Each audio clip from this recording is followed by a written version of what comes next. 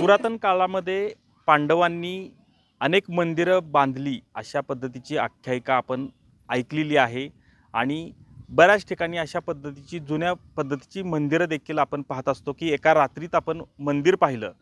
मात्र असंच एक संकल्प जो आहे तो नागठाणे ग्रामस्थांनी केला होता आणि त्या अनुषंगानं काल एका रात्रीत एक मंदिर जे आहे रवळेश्वराचं, ज्याला आपण शंभू महादेवाचा अवतार देखील समजतो, अशा हे मंदिर जे आहे ते एका रात्रीत बनवलेलं आपल्याला पाहायला मिळत आहे.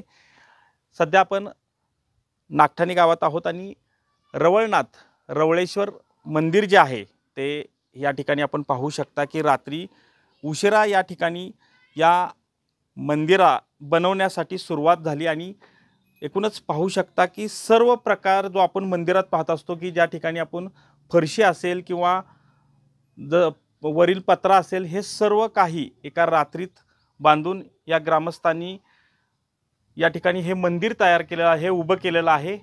जवळपास 400 ते 500 साधारणतः ग्रामस्थ, पंचक्रोशीतील ग्रामस्थ हे एकवटलेले या ठिकाणी या निमित्तानं आपल्याला पाहायला मिळालं आणि अगदी चांगल्या प्रकारे रवळनाथ जे आहे मंदिर ते बांधून आता पूर्ण झालेले आहे.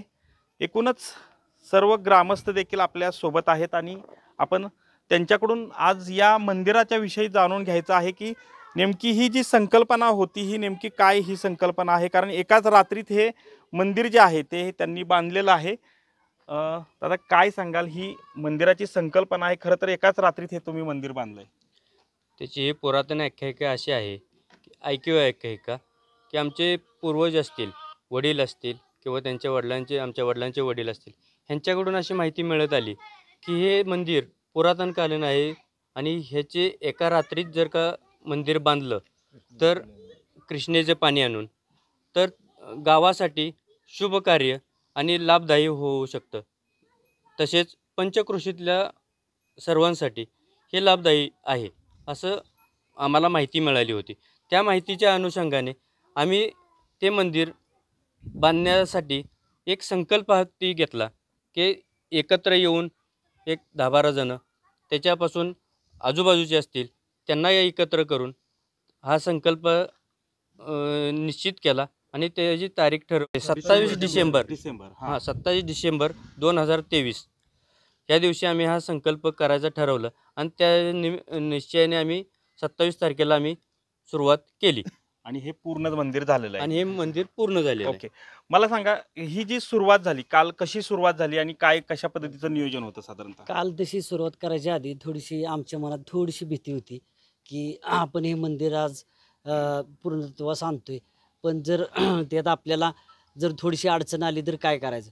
पण गावातील आमच्या जुने जाणते जे होते त्यांनी खूप मदत केली. गावातील विशेष करून जी गणपतीची मंडळी होती त्या मंडळांनी पण आम्हाला खूप मदत केली. त्यासाठी आम्ही JCB मशीन एक उपलब्ध केलं होतं. 4-5 ट्रॅक्टर होते आणि कोणीही म्हणजे अगदी वयाचा 60-70 वर्षाचा माणूससुद्धा ह्या ठिकाणी काम करत होता आणि आमच्या मंदिरासाठी त्यांनी खूप मदत केली आणि ह्या सगळ्यांच्या परिश्रमातनं आम्ही हे करू शकलो मंदिर तयार. नक्कीच.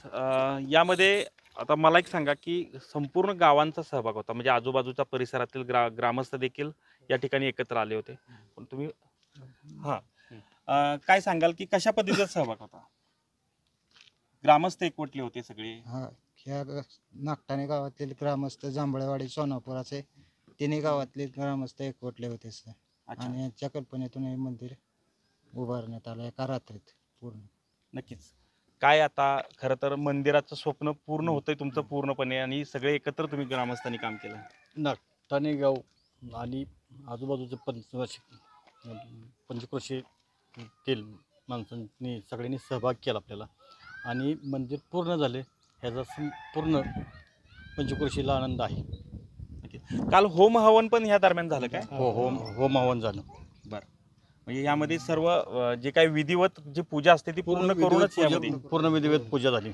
याच्या आधी ही स्वरूप कसं होतं ह्या इथं? ही काय नेमकं होती इथं? एकदम वसट जागा होती, अशी पडीक जागा होती, झाडं उगवली होती, सगळी काटवण झाडं होती, पण ते म्हणजे हे नव्हतं. एकदम ग्रामस्थ इथं दर्शनाला यायचे का? यायचे, दर्शनाला यायचे. वर्षातून एक बार तरी बेंद्राच्या सणाला तर इथं यायचेच असायचेच. ते पूर्ण मंदिर नव्हतं, मंदिर एक ग्रामस्थाचा संकल्प होता, तो संकल्प पूर्ण झाला. नक्कीच या ठिकाणी एक वेगळा संकल्प जो आहे तो नागठाणे ग्रामस्थांचा म्हणावा लागेल आणि तो संकल्प पूर्ण करण्यासाठी पूर्ण गाव जे आहे ते एकवटलं आणि या ठिकाणी एका रात्रीत हे जे मंदिर आहे ते पूर्ण झालेलं आपल्याला एकूणच पाहायला मिळत आहे. कॅमेरामन तुषार जाधवसह संतोष नलावडे, TV9 मराठी, सातारा.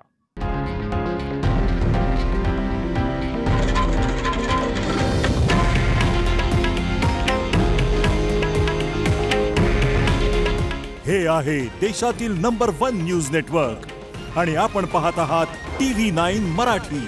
काळजी तुमची, हित महाराष्ट्राचं.